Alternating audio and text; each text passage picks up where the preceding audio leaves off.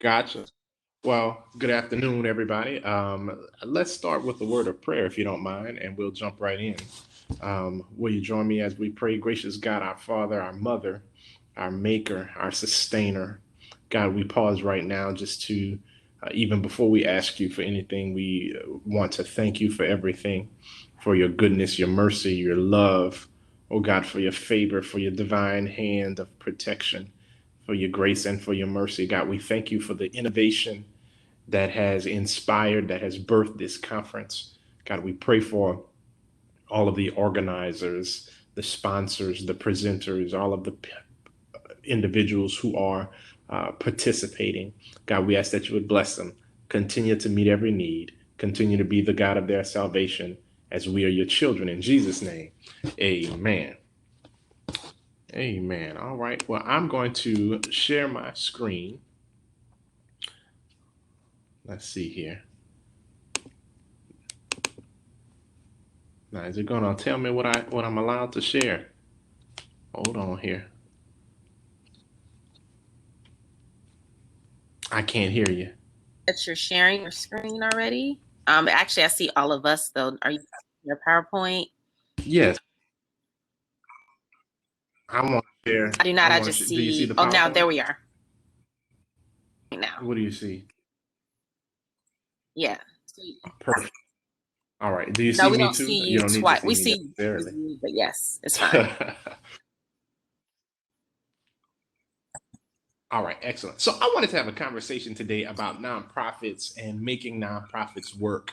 Clearly, most of us who are a part of this conference are in some way connected with a nonprofit organization, whether it is the church or the ministry we're affiliated with, whether it is a larger denominational body or some other community development corporation or whatnot. Many of us are connected to nonprofits in some way. And so, over the course of our discussion, I'll lay out just some thoughts around it, and hopefully we have a moment to have some level of interaction or Q&A. But it is a relatively informal presentation that I wanted to be sure to get some information out to you. So my name is Ritney Castine. I am the principal and chief strategist of Imagine Greater Strategic Consulting Group. It is my consulting firm where I work with nonprofits as well as for-profit entities in trying to better define, identify, and communicate their mission so that they can do the most good for the most people in the smartest way possible. So I've been doing this work a number of years. I was inspired to form my own company just after working in the state government in Louisiana, as well as at nonprofits in Washington D.C. area, and having grantor grantee relationships with a host of different other people. And I was inspired at a point a few years ago in about 2017, after knowing that I needed to do it for some time. I was inspired to say, okay, I'm going to try to do my best to help other organizations be the very best that they could be. Because one of my sayings, I say it all the time, is that nonprofits often have more heart than head. In other words, they have this strong desire to do good. That's their mission, to do good, but don't always know how to do good, or at least how to do good effectively, or how to do good strategically. And so that's where I come in, talk with folks, try to identify goals and create a plan and hold folks accountable to the plans that they say that they are trying to reach. So if I can just, and that's enough about me, but if I can go directly into this presentation for the moment, I want to just lay out the nonprofit sector, because the nonprofit sector is it's a real thing. We have known that over the last several decades, the number of nonprofits in this country has increased exponentially. So there are over 1.4 million nonprofits across the country. Revenue is about 2.2 trillion. The value of the volunteers. So when we're able to quantify, and you'll hear this a little bit later on or a few times throughout our presentation, but when folks are able to quantify your volunteer base, across the entire sector, it is nearly $200 billion. But when you go down to the U.S. workforce employed, actively employed by the nonprofit sector, that's about 10%. So you can kind of see that nonprofits are out there. There are so many out there. But when you look at the share of the workforce, it accounts for a relatively small share of the workforce altogether.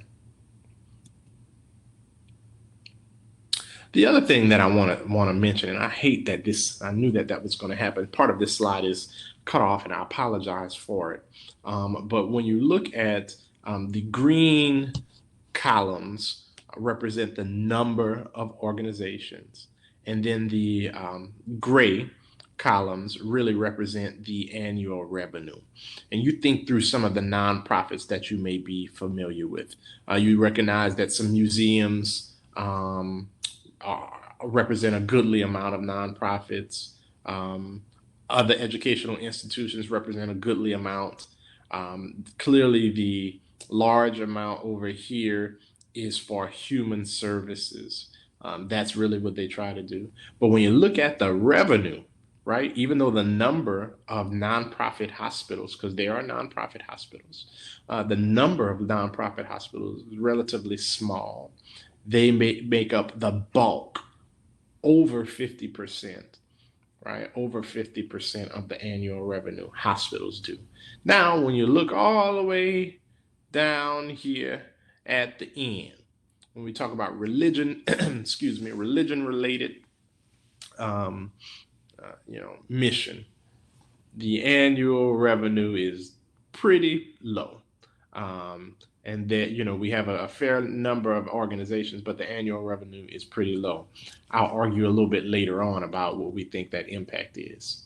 So revenue to the nonprofit sector. So back to this screen, the revenue to the sector sort of comes from the following sources. If you look at it, some are fee-for-services, foundation grants, government grants, individual or corporate donors, as well as other investments. And it goes in an order pretty much as you see it listed on the pie chart, just by way of understanding how most nonprofits successfully fund themselves. It's a little background information, but if you just stay with me. Now, this is the interesting piece. This is a crutch of what I'd really like to share with all of us today. And it is nonprofits are transitioning. And the ones who do it, who are successfully transitioning, are transitioning from just a mindset of serving to solving. Serving is looked at in the sector as small scale, individual, whereas solving deals with more systemic processes and more systemic problems. It's interesting because if you take a look at certainly what is happening all across the country today, right? This country, in my opinion, is that this country is yearning for systemic change, right? But so many of our programs are focused on an individual, on meeting individual short-term needs. I'm not saying one is good or bad. What I'm saying is that successful nonprofits have been able to shift their overall strategy, their overall operations from just focusing on an individual to solving some of the country's or some of the world's biggest problems. Take a look at the bottom of the screen where I outline just a few examples. The YMCA, for example, used to focus on young men specifically, and now they have transitioned into family and youth, holistic wellness sorts of programs. Habitat for Humanity, Feeding America as well, have done a really good job at transitioning from who they were initially to who they are today to be able to, as we say, serve the present age. And here's where I would argue is something that is important for us to consider. I apologize for being a little scratchy. My voice has gone out just a little bit, but I'm well. So here's a big takeaway that we should consider. organizations that don't understand shifting dynamics will ultimately be left behind. And so part of, as I indicated here, to solving is that you are solving problems either for or in concert with a very different population than what existed 10, 20, 50 years ago. This chart illustrates sort of the increasing minority, as what is known, population in this country. And so we are in just a few years projecting just about a majority minority population in the United States. Right now we're at about 34%, but those numbers continue to increase every time we do it, right? And so when you look at the first 1, 2, 3, 4 lines here, you'll see that very steadily, from the 1900s up until now, and even what is projected in the future, those numbers have been growing at a very healthy pace. But when you look at the core of museums, for example, I just wanted to pull one example of a nonprofit service entity. When you look at a museum, only about 9% are out of the museum's entire population. It is only about 9% minority who are visiting museums regularly. So there's another shift right here where I would like to call your attention to, and it deals with the 3 horizons model. And this 3 horizon, if you look at the red deals with sustaining innovation, 2 deals with disruptive innovation, and 3 deals with transformative innovation. Take a moment to look at those slides, and I am going to make sure that my little baby who's crying in the next room is all right.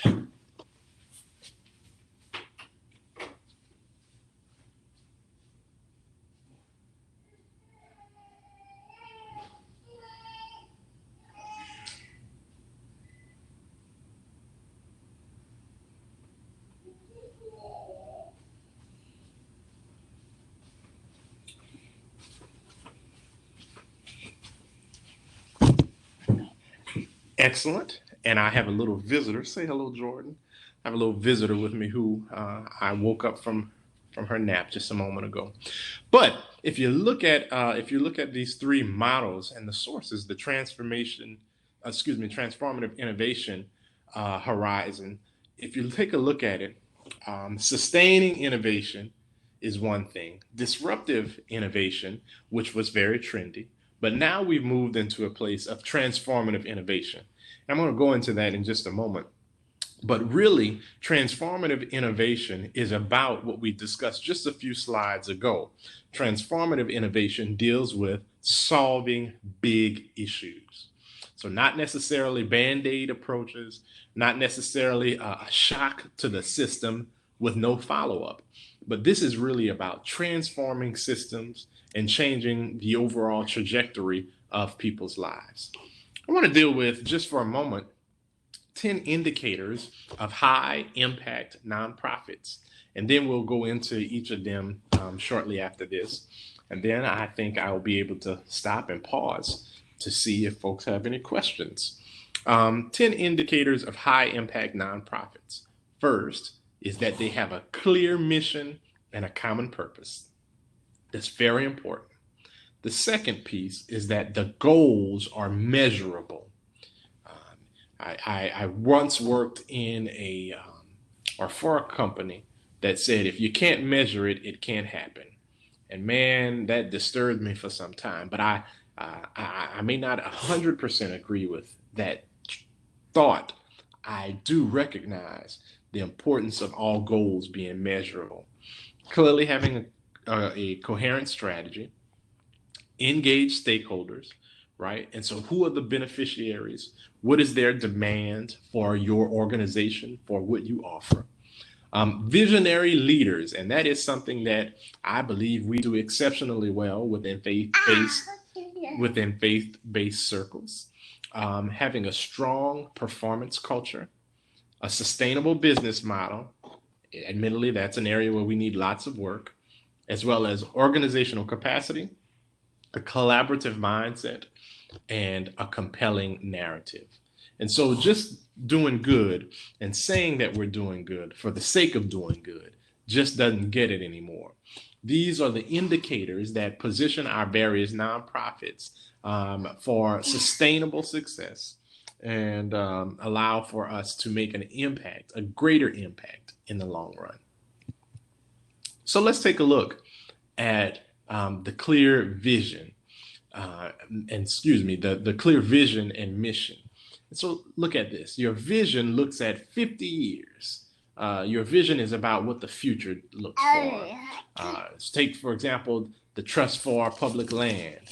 Take, for example, Teach for America. And here's what they said. One day, every child will be able to read. Every child will be able to learn. And so that is their vision. That looks way out into the future. I remember there was a story about the San Francisco Opera.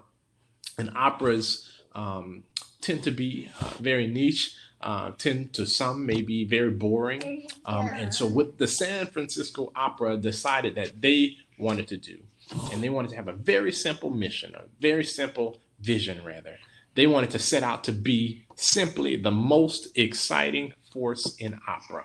And so they subsequently aligned all of their programs, all of their lineup to position themselves as the most exciting force in opera. Your mission is shortened just a bit. Your mission deals with 25 to 50 years. And so it deals also with the what and the how. Take, for example, the March of Dimes, which had a very excellent mission that we all knew and that we all were able to embrace really well, the March of Dimes. And so they were very clear on both their mission and their vision. Now, so here's some lessons learned out of all of that.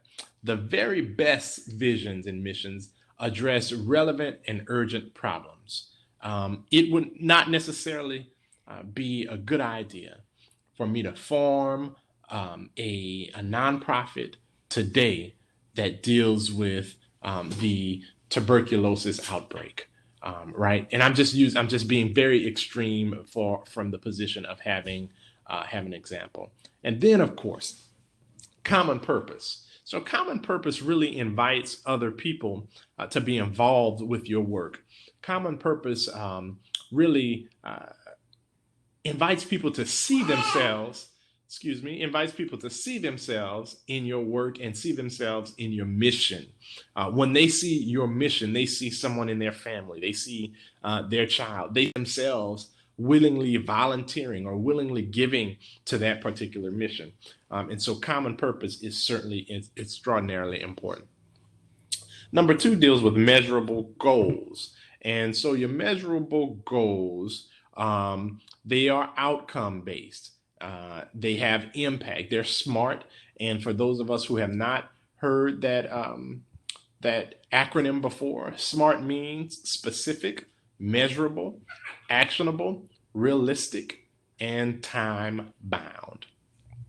Also, your goals are organization-wide goals. BHAG stands for your big, hairy, audacious goal. Think about the thing that folks really would love for you to do, or you would really love to do, you would really love to see done. Put it out there and work towards it. Make sure that all of your organization's resources and efforts, your communication strategy, your staffing plan, all of that is pointing towards the direction of meeting your overall goals. And so that is incredibly important to consider. So number 3 deals with a coherent strategy. First of all, what is strategy? There's a difference between your strategy and your tactics. With a strategy, you will have a theory of change, and you will have sort of a process for why you do what you do and what is the expected outcomes for what you are doing. And so you will test the hypothesis, and so you can sort of preclude and preview your results in that theory of change process. You also will have an impact model, and then it will be based on key audiences. I'm laughing because we're trying to take my little niece out of here so she doesn't make any more noise during our presentation. I kind of liked it a little bit because y'all so quiet. But anyway, and then some examples about strategy, right? MAD had a huge impact, but it was hard to sustain, or it is hard to sustain. And in fact, the sustaining of the organization has seen lots of transition and lots of rebranding and a host of things over the last decade or so, mainly because of some of their strategy issues.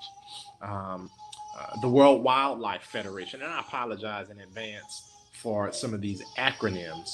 The World Wildlife Federation has changed or transitioned from looking at parks to markets. And so, a lot of these organizations, and I don't want to go into all of them, but a lot of these organizations have done a good job at taking a look at their overall strategy. So, engage stakeholders. This is important. Who are your stakeholders? Who are the folks, as I mentioned earlier, who are your beneficiaries? They include your board, they include your staff, they include your donor base. It could include members who are policymakers or elected officials. It could include a host of individuals.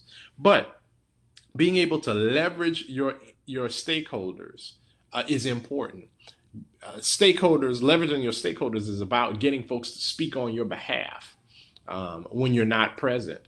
Getting folks to make introductions, getting folks to help you through in-kind services, right? So most nonprofit boards, those board members are not paid; they're volunteers, and they're brought on really for their heart, but also for their head.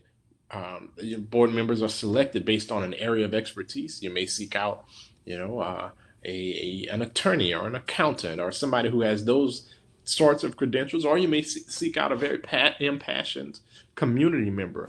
But for whatever reason, whenever you identify a board member, you're choosing them, but you ought to be able to leverage them as an asset. And so that is incredibly important. Take a look at political clout, right? Think about the AARP. The biggest lobby in the country is the AARP. It is the strongest lobbying organization, even stronger than the NRA, than the National Rifle Association. It's the AARP, representing millions of seniors across the country. They have huge clout, and so they're able to activate their volunteer base, but also they're able to very successfully activate members of the public elected class. Number 5, visionary leaders. And I'll be frank, within Black church culture, this is something that we tend to do very well. We tend to have inspiring leaders. We have great thinkers. We have articulate advocates for the organization. We have folks who are tireless, and they have an incredible work ethic, and they also are very positive. And so that is nothing to sleep on. That's something that's very important for an overall healthy, successful nonprofit organization, to be able to have an internal cheerleader that can represent well the organization, both internally and externally, so that you can continue to build your stakeholder base, and so you can continue to spread your mission into places where it hadn't been before. This is an area that needs a lot of work, right? And so strong performance culture is very important. And all too many times we get caught up in being nice and doing the nice things. But in today's climate, especially with respect to today's financial climate, today's regulatory climate, it's important to have a strong focus on mission. And your mission is what guides employee performance plans. Your mission guides and creates departmental plans. Your mission will guide and create your employees' work plans, and you ultimately would hold said employees accountable to their various work plans, right? And so all of that goes back to having a theory of change and knowing why you're doing what you're doing. And that leads to a very strong performance culture. Having a strong performance culture is not just good for your reputation, but it's good for your stakeholders. It's also good for your staff members because folks tend to want to be a part of something successful. Success begets more success. Excitement tends to beget more excitement. And so when you have that performance culture and folks, your employees, your stakeholders can look back and say, man, my God, we worked together and we were able to achieve some things. That is great. The next thing is, see, we have some formatting concerns. The next thing is sustainable business model. And we talked earlier about the revenue sources for nonprofits. Think about your existing nonprofit, maybe the one you work for, the one you're affiliated with, maybe your church, maybe you are thinking of forming a nonprofit. Well, where do you want your money to come from? How do you want to have a healthy mix? One of the things, I'm also a pastor, and clearly the greatest revenue source for us right now is at the individual mark. But there is opportunity within the private sector and earned income strategy. And so one of the things that my preacher colleagues and we often talk about is how the offering plate in and of itself is not enough to do ministry at a level where we really need to do it. In fact, in many instances, specific to churches, the offering plate may be enough and just enough to take care of recurring expenses. No money for investment, no money for forward looking, no money for strategic thinking and planning, no money for building staff. A lot of our smaller churches and smaller nonprofits only have funds to deal with the here and the now. And so the job of a leader, executive director, pastor, whomever, whatever your title is to look at having a healthy mix with respect to your revenue. There is no one size fits all.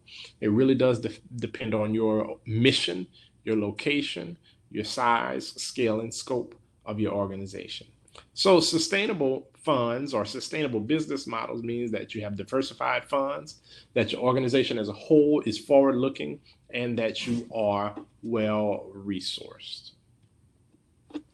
Let's take a look at indicator number 8, which deals with organizational capacity. So skills are different from people, staff, which are different from functions, systems, more than computers and software, and your structure, which includes governance and oversight. All of this mix deals with your organization's capacity. Your capacity is, what are you able to handle? What can you handle financially? What can you handle as an organization programmatically? What can your staff take on before they reach a point where they are no longer effective or no longer even to complete their immediate task? And so you take a look at what's not just whose butt is in a seat, but what skills does individual A have, and what skills does individual B have, and you ought to hire based on the skills that are missing from the table versus the people and the personalities in the room. That's an organizational capacity position. Of course, your staff is bigger than, okay, I need to have a VP, I need to have a director, I need to have, no, it's much different from that. It deals with not just functions and roles, it deals with making sure that we have the right makeup of an employee in a particular position. Your systems, what processes, what procedures, what norms do you have in place? Not necessarily what computers and what software. And then, of course, what is your structure? How do you operate for real? And not just who reports to whom, but how do you operate? How are you accountable to the public? How are you accountable to a board? And how are you accountable to your colleagues? So number 9 deals with a collaborative mindset. And so partnerships have huge advantages, but also present some challenges. And I'm reminded of a saying that I will paraphrase. Just imagine the good we could do if we didn't spend time worrying about who would get the credit. Ah, and that's a natural frustration in the world of partnerships because we don't, we rightfully, I'm not blaming credit, but we rightfully want to know who will be able to get the credit for it. CEOs are judged on things that they are able to claim credit for. And so, that's a natural tug, a natural tension within the partnership space. But collaboration is not necessarily about your organization and its survival. Collaboration is about your organization's mission being taken to another level by connecting with another group or another individual who has the same sort of mission. And so together, you will be working collaboratively, not on operations or the daily ins and outs, but on an overall mission, overall strategy in the long run. So, the final indicator I want to take a look at is a compelling narrative. What story do we tell about our work? Words matter. The power of words is deep. And I read an article in Forbes probably a few weeks ago that the number one skill that employers will be looking for over the next 20 years is not necessarily computer skills, not necessarily soft skills, but can you be a good storyteller? Because having a compelling narrative or even having someone to be able to tell a good story is very, very attractive. It's something that will bring people to your mission, bring people to your work, whether they would like to support as a volunteer, whether they would like to support as a potential board member, whatever. But your stories are much more powerful than facts, right? And so if I tell you today that nearly 480,000 people per year die in the United States because of a tobacco-related illness, you'll say, oh, wow, cool. But if I tell you my uncle who I knew and I loved dearly died because of lung cancer, because of his daily smoking, that's a different kind of thing. And so some people you're going to catch with the numbers. Some people you will catch with the anecdotes. And so it is important to consider. So the last slide that I have that I really want to deal with today is how do you transform? How do you transition, rather, from high impact to transformative? How do you move from just doing a lot of things to changing systems? And one of this sort of matrix that I'm laying out is that you become more accountable. And so how we govern ourselves, how we operate is important. Funders are increasingly looking at your boards of directors, your management structure, to make determinations as to whether or not you are an organization that values accountability. So accountability is important. Evidence-based. So having some sort of data that you're going off and not necessarily your gut is important.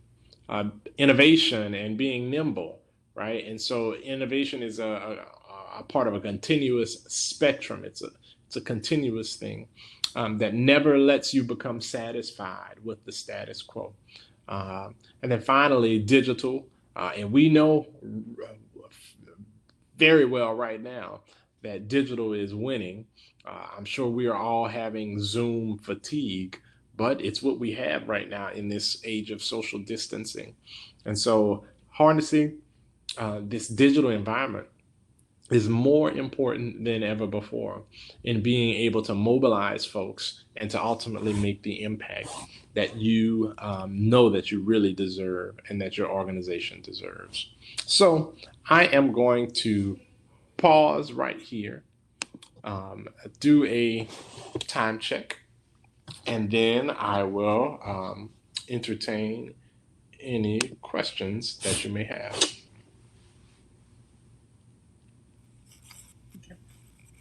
Hi. So Hey. 120, and I have a couple questions for you that were popping up in the so can you expound on about people. Organizations that don't understand shifting demographics will be left behind. Yeah. And look, and so it was easy. It was real easy for me to pick on the demographics and look at it at a national level, but also think very locally.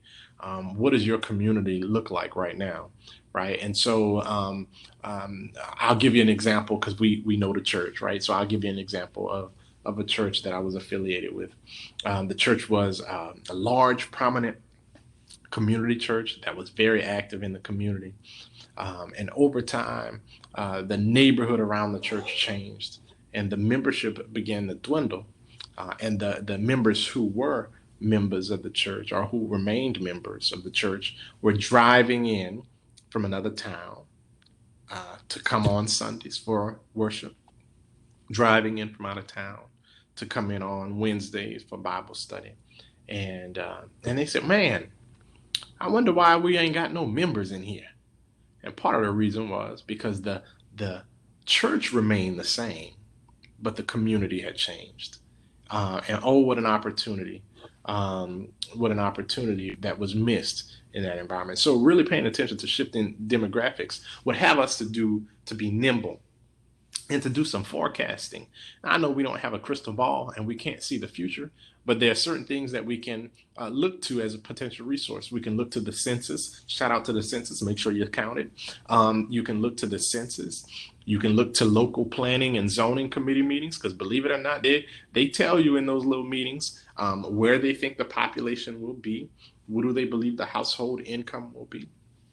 All of those are distinct things. Where they're building schools is important to look at with respect to shifting demographics. And then, frankly, pay attention. Lastly, pay attention to what's going on around us. No, we should not be so insular to where we're only focusing on our little piece of work, to where we are missing out on the change, which is good, on the change that is often happening around us.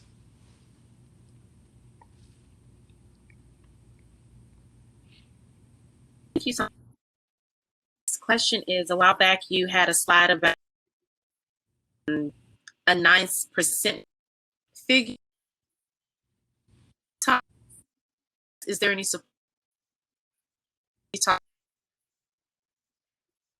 Where that from?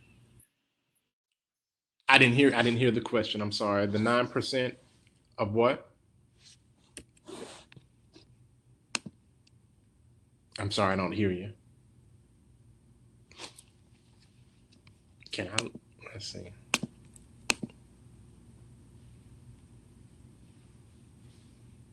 I'm sorry, I can't. I don't know if it's an error on my part, but let me try to go to the, okay, the 9% was in relation to the museum and cultural center. Thank you. Thank you so much. I didn't even realize there was a chat box over there. Let me go back to that slide and I can tell you exactly where I got it from. Pa.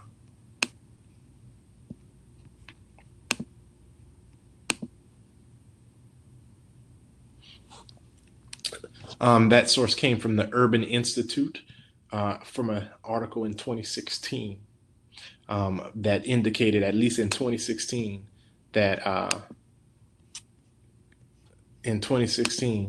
that number was at about 9%. Urban Institute, that's correct. No problem at all.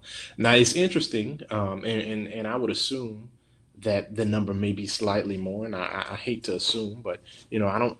I do know that in 2016, 2017 is when the new Smithsonian Museum on African American history and culture came online, and then around that time is also when a new African American museum in Mississippi came online, as well as another African American museum in Birmingham came online either shortly after that. And so I would sort of expect those numbers to be slightly higher, but the gist of it is that we were picking on museums because they are so large, they represent so much money, but they are not necessarily, at least at that time, shifting.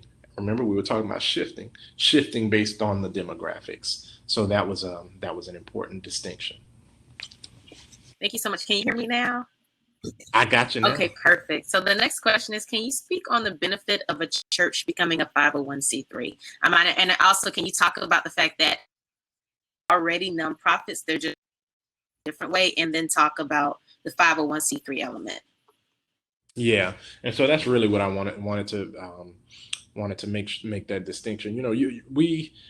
I don't want to say any absolutes, because I want to be careful not to say any absolutes, but the IRS has some guidance, and I'm going to drop it in the chat box before we leave. The IRS has some guidance on churches as nonprofits, and whether or not it makes sense to have a separate 501c3 or not to be able to do what you need to do. There is a school of thought that says you don't need to do that because you have the tax benefits and the designation with your state secretaries of state or other taxing entities that special recognition. So you don't. So going out and getting that 501c3 status to some is duplicative. For some, especially depending on the church and whether or not it is a denominational church or a congregational church, sometimes the competing nonprofit organization allows the pastor to have a stronger hold on the ministry and level of ministry in that community.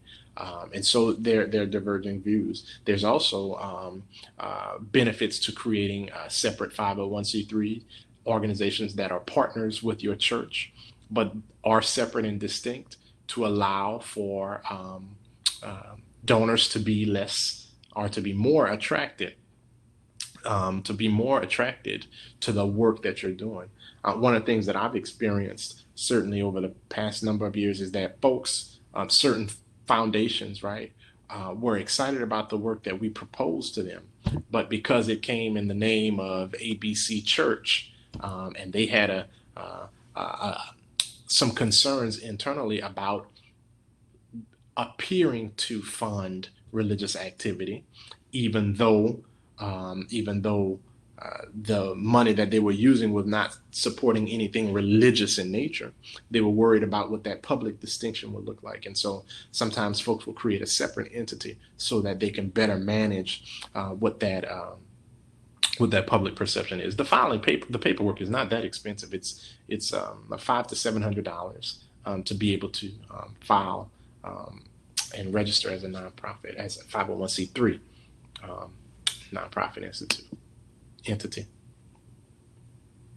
I do also know that some people can do umbrella entities as well. I just have persons who are kind of do your fiscal work for you. So if you're not a church willing to make the plunge, we do have a couple of questions in the chat, but can you, is there a way that we can contact you? And if people want to consult with you, is there information? I wanted to ask that first before, just in case we get cut off, because I know that this session technically ends at 1:30, but there are many more conversations and questions in the chat.